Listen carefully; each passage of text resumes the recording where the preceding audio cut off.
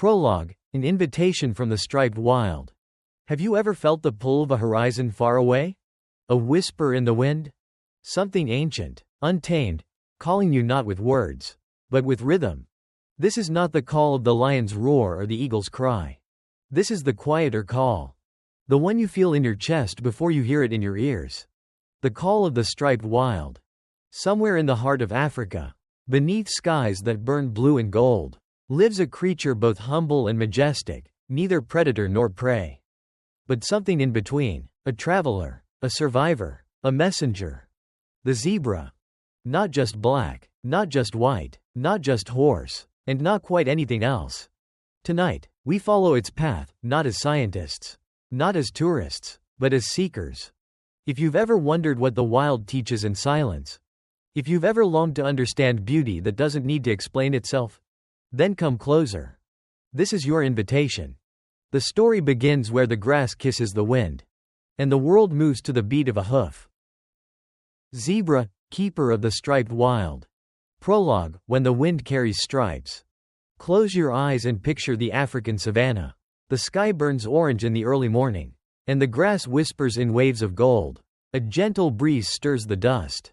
And then, movement, a ripple across the plain. A herd appears, not of brown, not of gray, but of black and white. Zebras.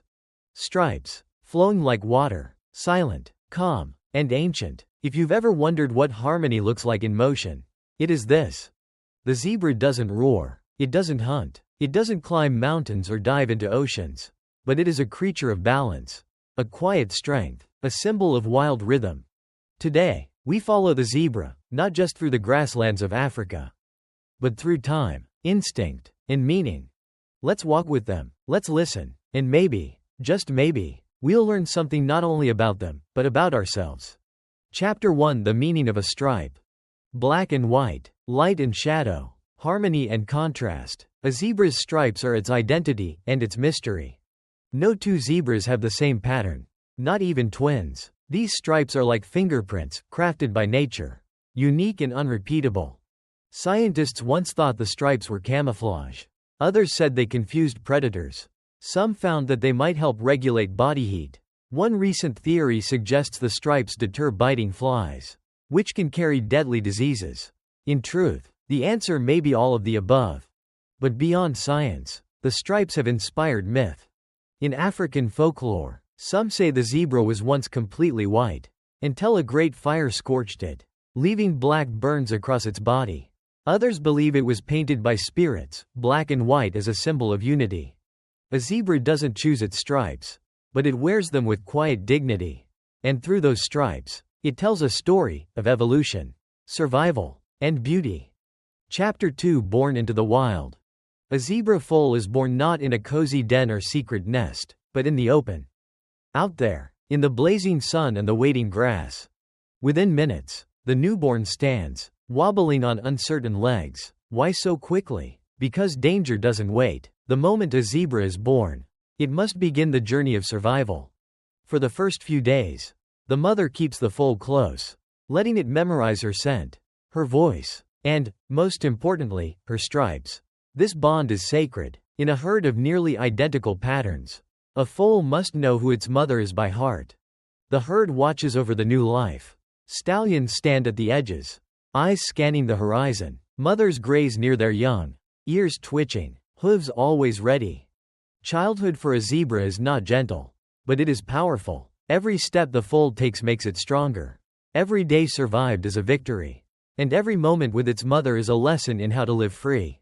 Chapter 3: The rhythm of the herd. Zebras are never truly alone.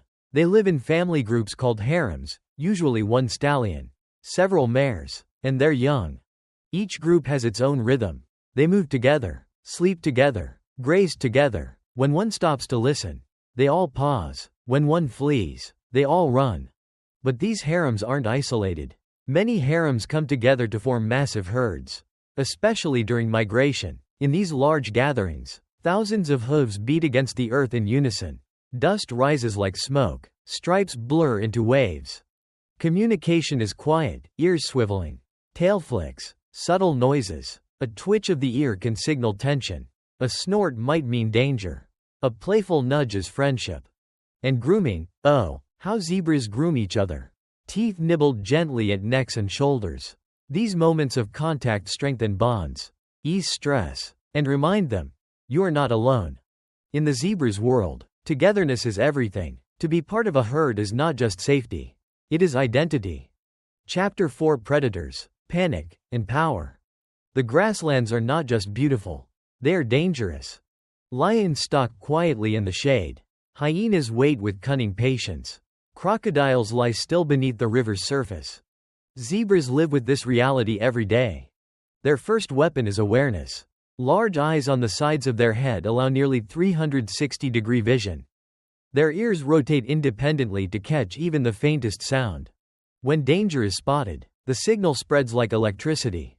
A quick snort, a twitch, and then, stampede. In flight, the herd becomes a storm of stripes.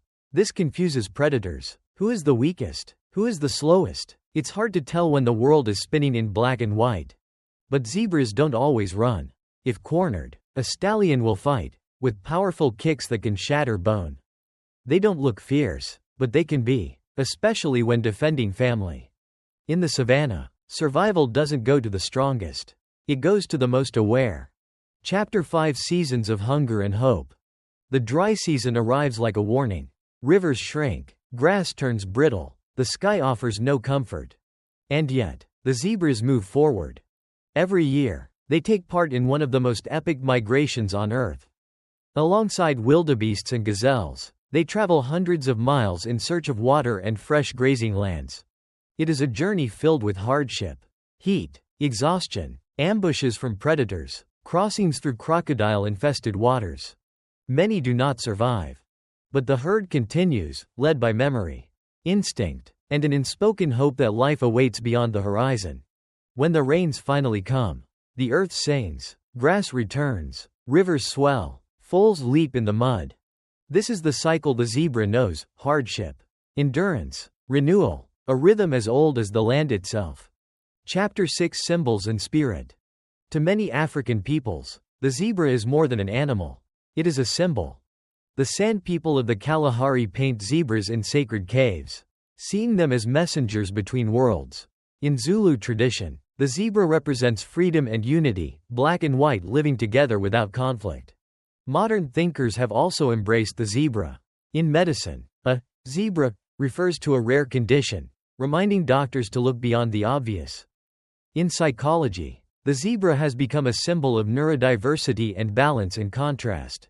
Some even see the zebra as a metaphor for humanity.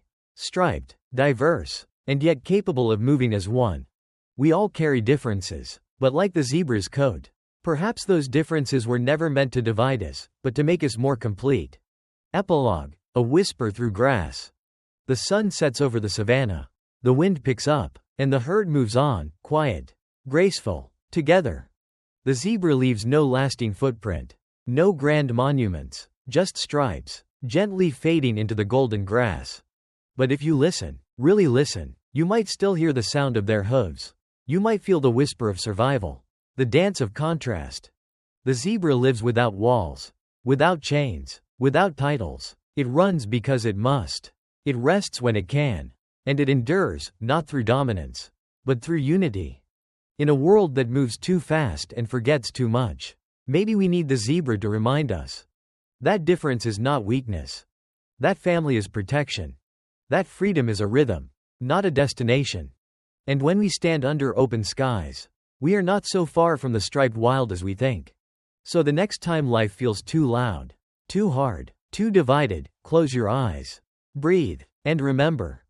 There are still zebras, running free, where the grass meets the sky. Epilogue: Where the stripes fade into the wind. And now, as the final light drips below the edge of the world, the zebra disappears, not in silence, but in rhythm. Not in sorrow, but in freedom. You may not see it again tomorrow. But it is out there. Walking ancient trails carved by hooves and memory. Stripes blending into grass, dust, and dusk. The zebra doesn't ask to be noticed. It doesn't chase fame or dominion. It simply is, bold, quiet, enduring. Maybe that's the lesson it leaves us with. That strength can be gentle. That beauty can be unspoken. That difference, when embraced, creates harmony. When the world feels like too much, too loud, too divided, remember the zebra. Unbothered by the chaos, focused on the path ahead, and always moving forward with its herd. Because somewhere far from here, the grass still waves, the wind still hums, and the striped wild still runs. If you ever feel lost, just close your eyes, listen closely, and follow the hoofbeats home.